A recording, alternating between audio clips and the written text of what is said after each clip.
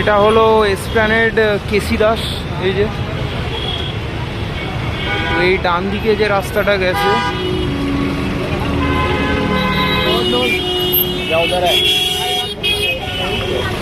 এই রাস্তাটা রাজভবনের দিকে চলে গেছে, একদম বাবুঘাট যাওয়া যায়। এই সোজা রাস্তাটা গেছে Dharmatala, bus stand, new market, এসব জায়গা।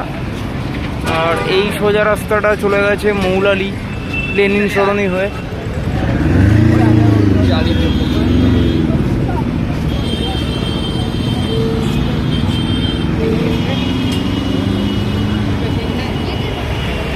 আর এই দিকেও রাস্তাটা দুটো ভাগে ভাগ হয়েছে। এই সোজা রাস্তাটা চলে গেছে বেন্টিক স্ট্রিট, যেটা দিয়ে